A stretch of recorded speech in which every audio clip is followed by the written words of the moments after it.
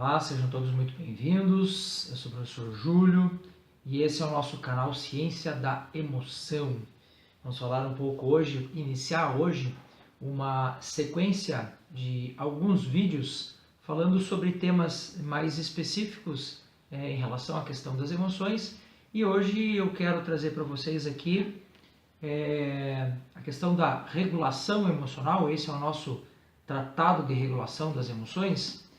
Evidentemente que você não precisa ler o tratado, né? Porque se trata de um livro bastante técnico, mas eu quero resumir algumas partes aí do processo de regulação emocional para ajudar, para auxiliar você, inclusive, a encontrar aí o seu ponto de equilíbrio.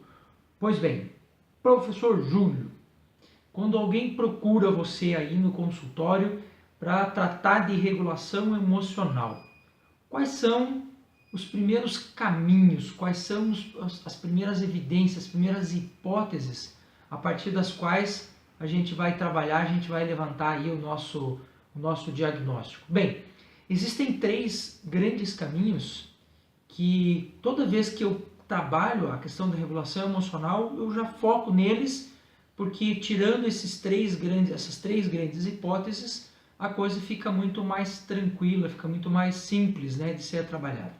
Bom, quais são os três fatores que mais desregulam as emoções? Então, eu não vou colocar aqui em ordem de importância, porque os três são bastante importantes nesse sentido, né? Mas veja, a primeira hipótese que eu sempre vou descartar, ou que eu sempre vou analisar, é a questão da intoxicação. Então, pessoas que estão intoxicadas, por exemplo, com metais pesados, né? O cara está com excesso de chumbo, causa esquizofrenia, causa depressão, causa ansiedade. A mesma coisa acontece, né, dos três grandes metais aí que causam essa perturbação, né? O chumbo, o alumínio e o mercúrio. Então, quando eu olho para essas questões e já descarto elas, eu falo, bom, aqui já meio caminho andado. Segundo, é a questão alimentação. Sem sombra de dúvida. A alimentação hoje é um peso enorme em relação à questão da desregulação das emoções, né? Comer mal, sim, desregula as emoções. A gente vai falar mais sobre isso adiante. E o terceiro fator, que é onde nós vamos focar os próximos 3 ou 4 vídeos aí, que é a questão do sono. Eu diria assim que se tivesse até uma ordem de importância, o sono viria por primeiro. Todo o processo hoje que eu recebo aqui de ansiedade, depressão, tristeza, melancolia e situações adversas que tenham a ver com as emoções, tem a ver com a questão do sono. Então a gente vai focar aí pelo menos um pouco mais de tempo na questão do sono. Perfeito? Beleza? Bom, começamos com uma reflexão simples. Se você for pensar assim, quanto eu preciso de sono por dia para poder descansar, né? E como é que eu meço a qualidade do meu sono? Bom, como eu vou muito pela vertente do natural, eu vou sempre olhar para a característica natural nossa, do ser humano. E aí eu vou te fazer uma pergunta bem simples, para você poder entender a lógica do teu sono. Com quanto tempo os seus avós dormiam? Em que momento os seus avós iam para a cama, por exemplo, né? Bom, não precisa ir muito longe. Se você for parar para pensar, a média, né, dos nossos mais antigos, aí, dos nossos ancestrais, era muito mais cedo ir para a cama, permanência de tempo muito maior, né, dormindo, e acordavam muito mais cedo. Ora, só esse fator já é um fator de desregulação das emoções muito grande. Por quê, Júlio? Bom, nós temos uma glândula que fica, se eu fosse encostar meu dedo aqui mais ou menos, né? Eu encontraria ela aqui dentro, que se chama núcleo supraquiasmático. Não precisa decorar esses nomes não feios, não, que parece que quando você fala isso, você parece estar xingando as pessoas, né? Não é para decorar, mas é para você saber que está lá.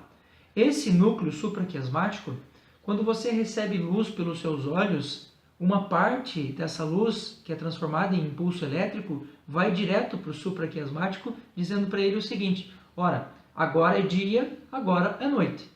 Alguns hormônios são produzidos apenas durante o dia. Você não produz, por exemplo, cortisol à noite. A produção de cortisol à noite é quase nula. E o cortisol faz você ficar agitado, acelerado, enfim, né? Agora, existem alguns hormônios que você só produz à noite. Por exemplo, o GH, né, que é o nosso famoso hormônio do crescimento. Então, literalmente, se você não dorme direito, você não cresce, ou você não faz a regeneração dos teus tecidos. Porque veja, a gente tende a acreditar assim, né? Ah, bom, agora eu já sou grandão, agora eu já sou adultão e tal, agora eu não cresço mais. Mas o hormônio do crescimento não tem só essa função, não.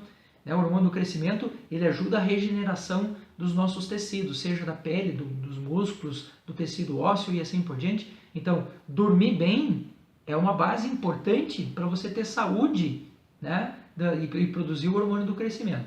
Bom, vejamos um outro hormônio extremamente importante que nós produzimos à noite.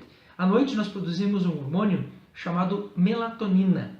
A melatonina, que inclusive está sendo largamente usada aí pelas pessoas, né, comprado artificial e ingerido. Veja, a melatonina, ela tem uma série de funções no corpo e uma das funções da melatonina é ajudar a gente a regular o ACTH, que é o hormônio que vai mexer com o nosso metabolismo, com a nossa tireoide, né?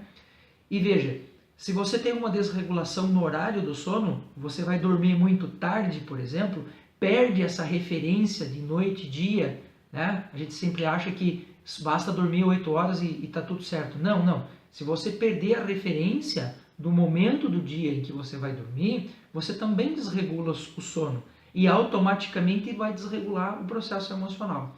Então, dormir tarde literalmente vai fazer você engordar, por exemplo. Então, não importa se você dormiu às 8 horas, que você acha que é o período, né? Ah, eu fui dormir à meia-noite e dormi as minhas 8 horas. Né? Eu fui dormir até às 8 horas da manhã. Isso não significa que você tenha dormido bem. E é claro que isso vai afetar inevitavelmente o seu processo hormonal, o seu processo emocional e assim por diante. Então, nós temos que ter um cuidado muito grande com a questão do horário do sono. Não é só a quantidade de sono, e sim o horário do sono.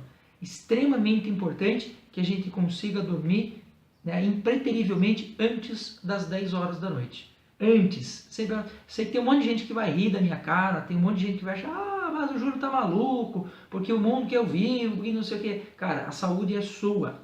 O problema é seu também. Eu estou dizendo para você que você tem que dormir antes das 22. Se você for dormir depois, o risco é seu. Mas eu, como cientista, me sinto na obrigação de dizer para você que isso está errado. Ponto. Beleza? Só para vocês terem uma ideia aqui, informação para fechar o dia, né? Se você observar o dia, do horário que o sol nasce até o horário que o sol se põe, mais ou menos, né, por causa do inverno, verão e tal, mas mais ou menos 6 horas da manhã e 6 horas da tarde são os dois pontos de convergência em que o dia está sendo trocado pela noite e a noite está sendo trocado pelo dia. Como há também uma mudança energética nesses dois momentos, nós também temos dificuldades para levantar às 6 horas da manhã, é muito difícil levantar às 6 horas da manhã, e também no final da tarde dá aquela baqueada no final do dia, né? A gente vai ficando meio com preguiça, meio sonolento e tal, aí passou aquele momento, parece que a gente desperta e a coisa vai, né? Isso é só para mostrar o poder que essa transição tem sobre o nosso corpo e sobre a nossa saúde. Beleza, povo? Show de bola? Então, no próximo vídeo nós vamos falar um pouquinho, comentar um pouquinho mais sobre essa questão do sono e da preparação nossa para que a gente possa ter uma boa noite de sono. Beleza? Grande abraço a todos.